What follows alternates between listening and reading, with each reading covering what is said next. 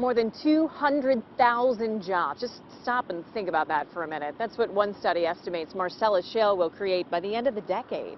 But it's not just the number of jobs. Many people moving to western Pennsylvania are staying and changing the face and fabric of our region.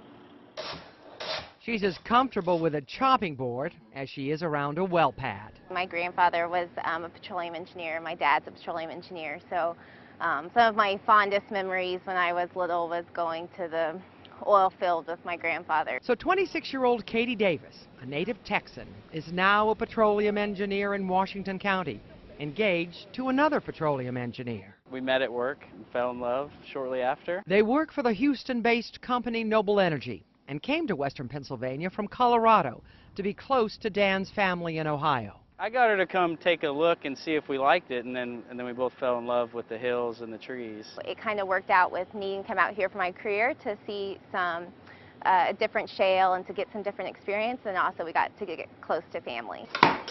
They've been here for 2 years now, settled in the Pittsburgh suburbs with their 2 bulldogs. I feel very welcomed, especially in our neighborhood. They love to see new young couples moving in there. And their 3 to 5 year plan has morphed into 10 years as Noble Energy dramatically expands its South Point offices. This is one of our core assets. We have 5 core assets, and this is one of them. And one of Katie's assets? In Texas, she'd already become a Steelers fan. My junior year of high school, and it was the year that the Steelers were in the Super Bowl, and so I had to pick a team, and I picked the Steelers and loved them ever since. Like Katie, 32-year-old Toby Rice attended Texas A&M.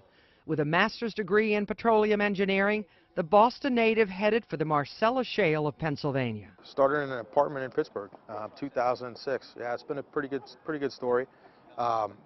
Drilled our first well 2009. And Rice Energy is now one of the state's top 10 shale producers.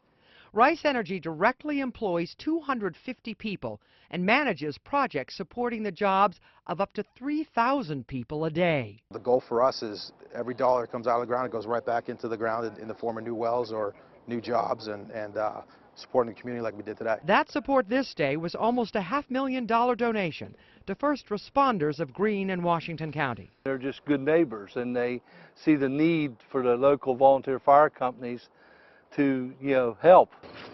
Thank you. Welcome, Northwest, and have a good day. Lynn Ehrentraut is a security guard at a compressor station for gas transportation company Mark West. She needs this part-time job to help put her 3 sons through college. So instead of having them get out a bunch of loans, they're getting out one loan, and then we're doing extra jobs to try to make sure that they have a better life for themselves. Lynn works for Site Security, a company founded by Stephen Turk, a karate instructor and union carpenter for whom work had dried up. When I started this, and this is no lie, 5.5 years ago, I was sleeping in my karate school on a mat in the back, making $600 a month. Now he has 70 to 80 employees and a desire to see many move on to work for companies like Mark West. Its massive facility now dominates the Washington County landscape. People like Lynn and people like Bob and George, these guys are good workers. I'll put them out there and make sure they meet the bosses and they get jobs. And as Turk hires their replacements, the cycle begins again. But not every story has a happy ending. In this next chapter, we explore a hidden hazard. It's a problem some families say they can prove with every rag that touches their home. Pam Judy cleans her windows every couple weeks. Every time, this is what she wipes up. So if it's on my windows like that, after having been cleaned 3 weeks ago, imagine how it has permeated my furniture and my carpet and everything in this house since 2008. That's the year this gas compressor station opened. It's just over the hill from the Judy home, about 900 feet away. Not much to see at first, but look at what shows up on infrared video of that same plant. Plumes of unfiltered pollution rising from the tank into the air. Within a 1-mile radius of the Judy home are 35 gas wells. She says her health has suffered. Is there a connection? My lungs feel as if I have a rubber band on them, and they're just being tightened. I get up every morning and I cough just like someone who has smoked a pack or 2 packs of cigarettes a day. I've never smoked a cigarette in my life. These are her furnace pipes. Ever since that compressor site has gone in and the wells were drilled, these pipes fill with a black, sooty, greasy residue. 4 years ago, the state DEP tested the air and found toxic chemicals like methane, benzene, toluene, and acetone. But the DEP said chemicals were not concentrated enough to cause long-term health effects.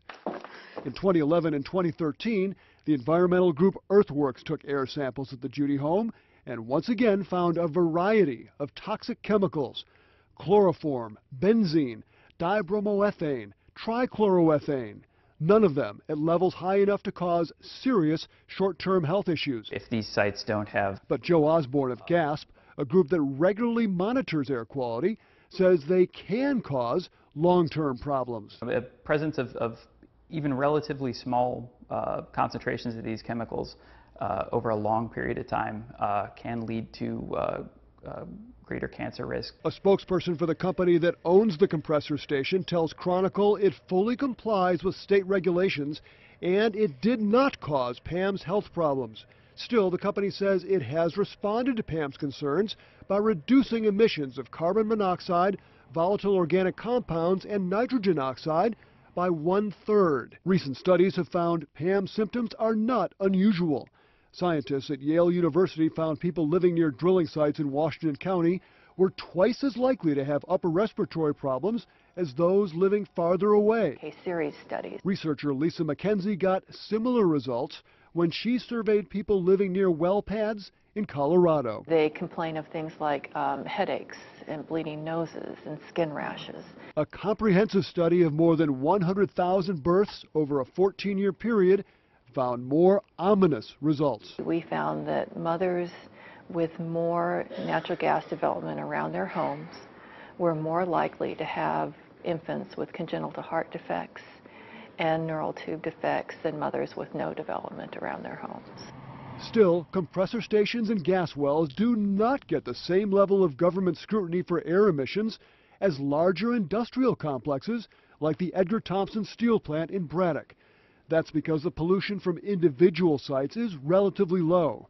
But when GASP measured emissions from a cluster of 10 compressor stations in Washington County, the results were surprising. They can actually produce more nitrogen dioxide than the Edgar Thomson Steel Works has produced in any of the last 10 or 12 years.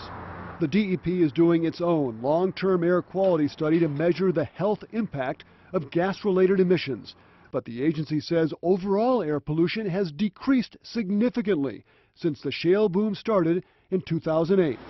With more energy coming from natural gas, coal-fired power plants have been cutting back and shutting down. It's so extensive. Former Carnegie Mellon President Jared Cohen says that is good for our lungs. For our region, burning natural gas instead of coal, say in power plants, has tremendous local air quality benefits related to things of the sort that cause asthma and other disease from air pollution. The drop is especially true for carbon dioxide, the primary gas linked to global warming. We've had multiple reports out of EPA of carbon dioxide emissions dropping and dropping and dropping as a result of more natural gas being used. The EPA also reports a significant decline in another greenhouse gas associated with drilling: methane. So what we've done... But Cornell scientist Anthony Ingrafia says the EPA's methods are faulty.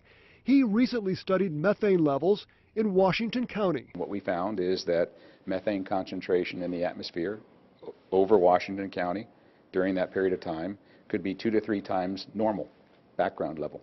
It terrifies me. Years down the road, my health, what's going to happen? My children, what's going to happen? My husband, what's going to happen? So why not move away? Never, she says. Her family owned the property generations before the gas boom came to Greene County. I was here first. I shouldn't have to fight this fight. My government should have protected me. Next on Chronicle, the pipeline invasion. Are families fighting a battle they can't win? It's just not right. It's not right. It's not the way America's supposed to be. Getting strong-armed out of their property. And it's been a living heck since. By an industry that's desperate to grow. We need desperately to get pipeline infrastructure put in place into the northeastern United States.